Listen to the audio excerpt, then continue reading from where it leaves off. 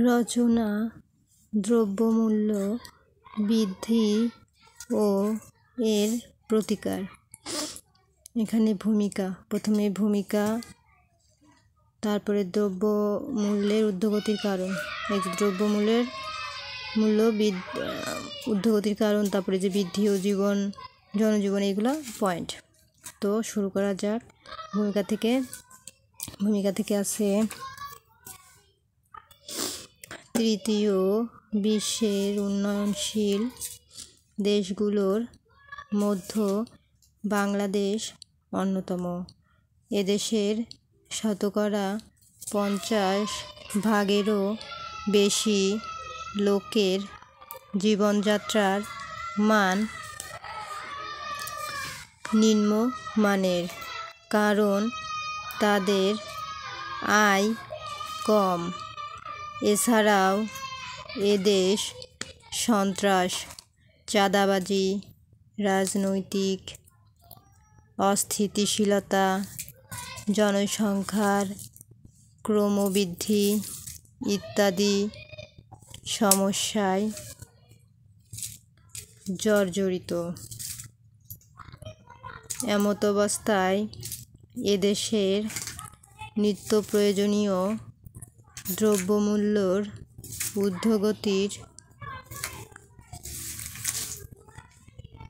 জনসাধারণের জীবনকে করেছে দুর্বিষহ, কালোবাজারি, মুনাফাখোর, মজুতদার প্রভৃতি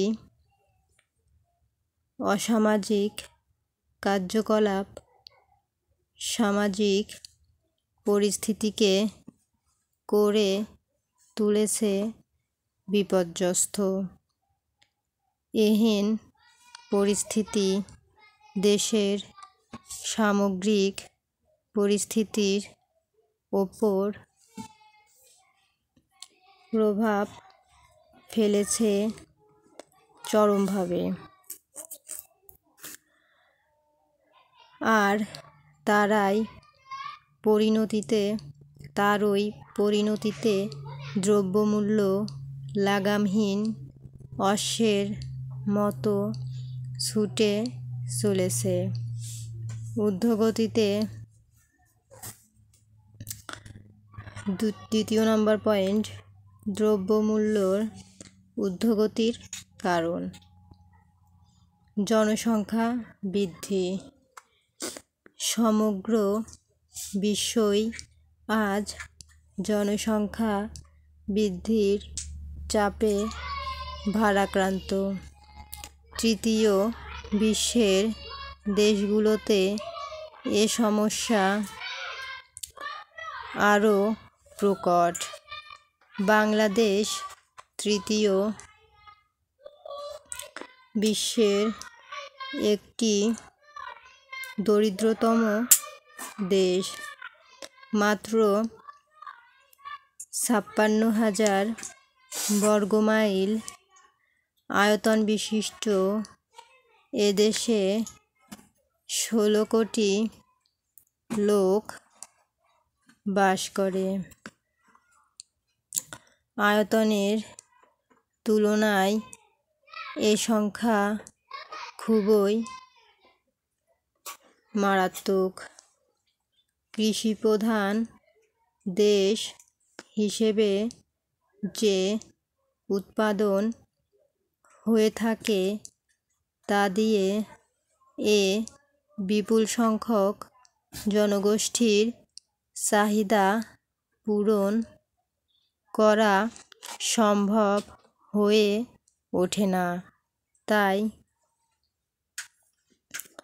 যোগানের চেয়ে চাহিদা বেশি হওয়ায় দ্রব্যমূল্য খুব দ্রুত বাড়তে থাকে।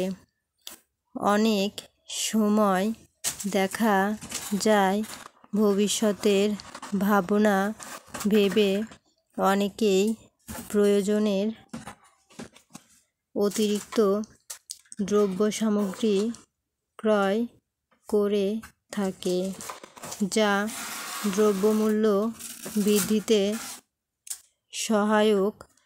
সুতরাং জনসংখ্যার বৃদ্ধি দ্রব্যমূল্য বৃদ্ধিতে সহায়ক ভূমিকা রাখে। কৃষি উৎপাদন হ্রাস। বাংলাদেশ একটি কৃষিপ্রধান দেশ হওয়া সত্ত্বেও জনসংখ্যা বৃদ্ধির সাথে তাল মিলিয়ে কৃষি উৎপাদন না বেড়ে বরং হ্রাস পাচ্ছে।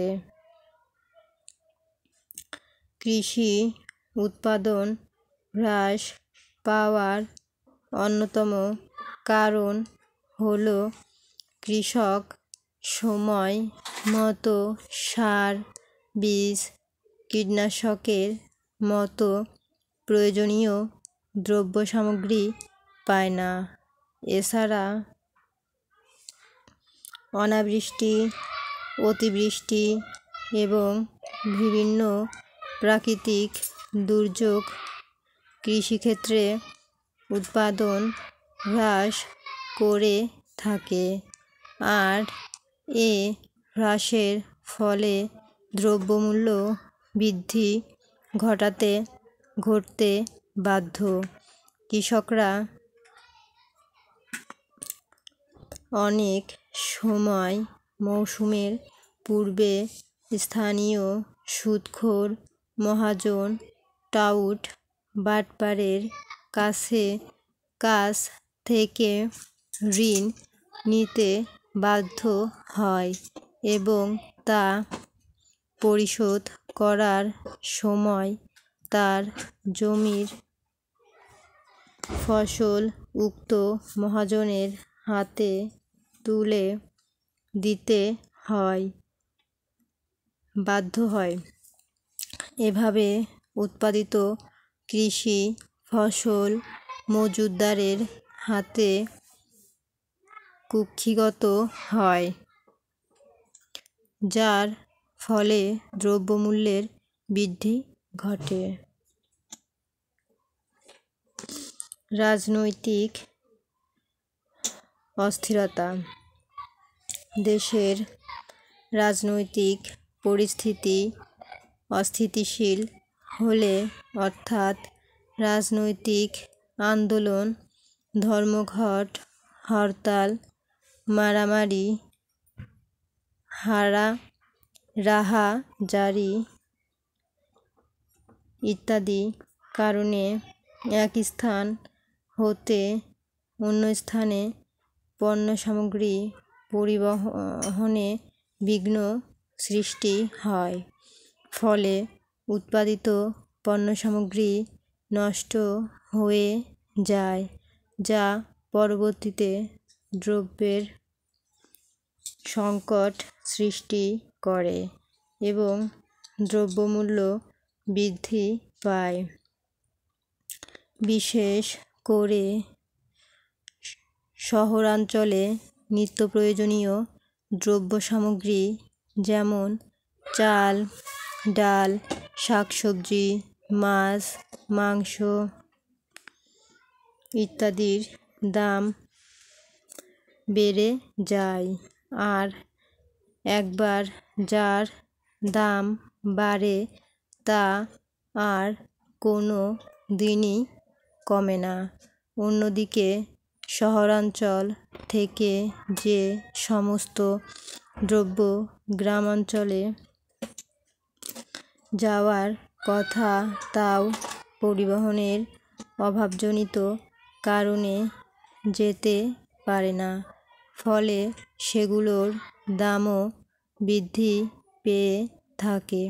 সুতরাং দ্রব্যমূল্য বৃদ্ধির জন্য রাজনৈতিক অস্থিরতা বিশেষভাবে দায়ী।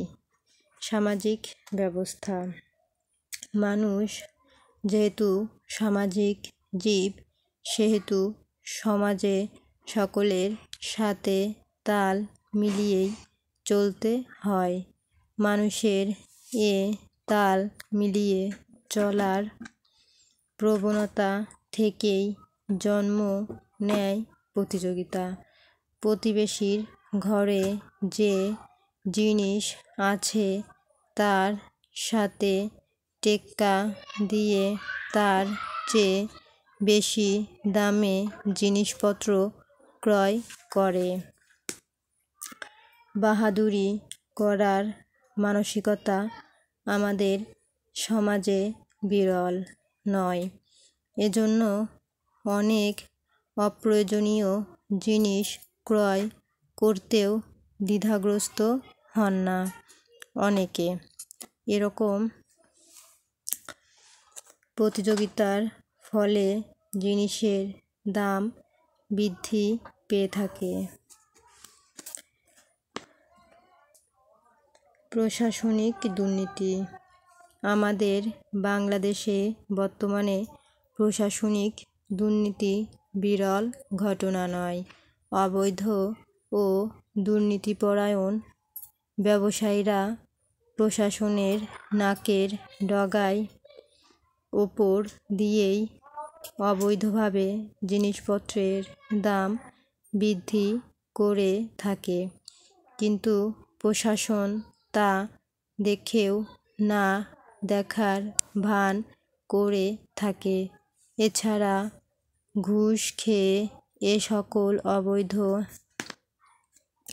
ব্যবসায়ীদেরকে শাস্তি না দিয়ে ছেড়ে দেয়ার নজিরও কম নয়।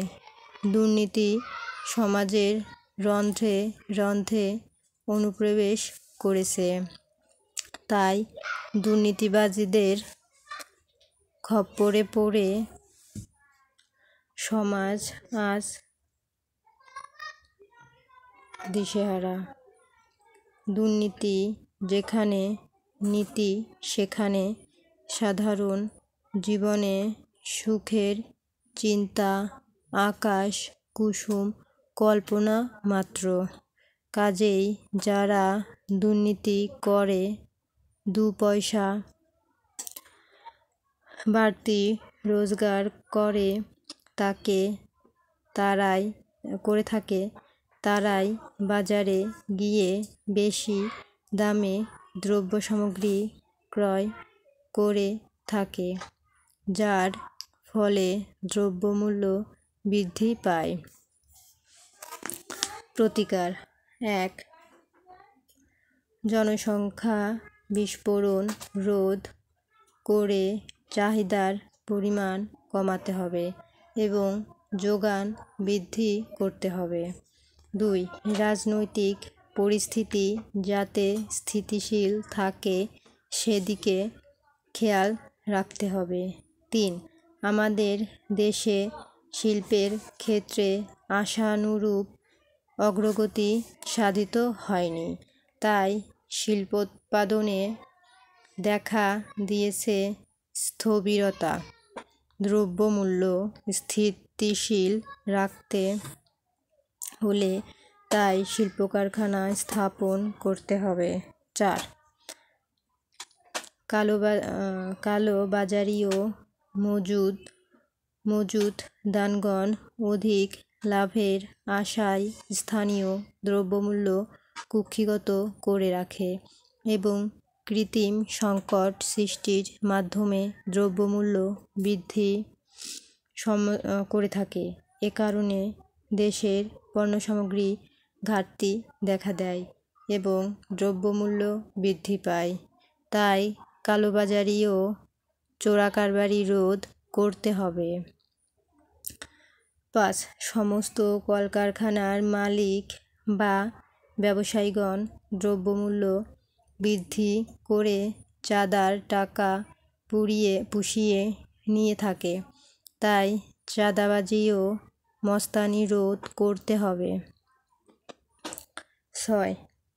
দেশের যেকোনো উৎপাদনের ক্ষেত্রে সরকারি কর প্রদানের নিয়ম রয়েছে, কিন্তু এ ব্যবস্থার জটিলতার কারণে অনেক সময় ব্যবসায়ী উৎপাদক সরবরাহকারীগণ দ্রব্যমূল্য বৃদ্ধি করে থাকে এবং বাজারে তার প্রতিক্রিয়া ঘটে।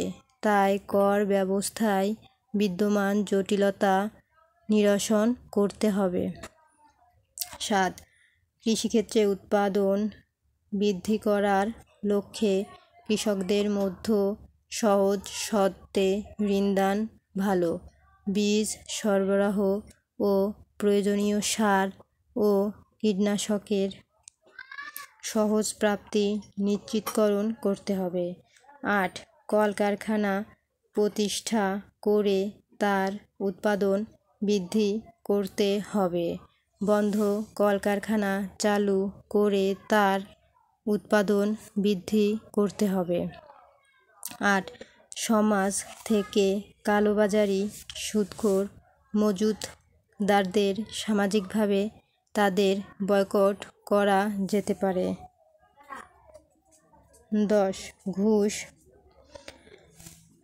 দুর্নীতির মতো অসামাজিক কার্যকলাপের বিরুদ্ধে প্রশাসনের সাথে সাথে তীব্র সামাজিক প্রতিরোধ গড়ে তুলতে হবে। 11.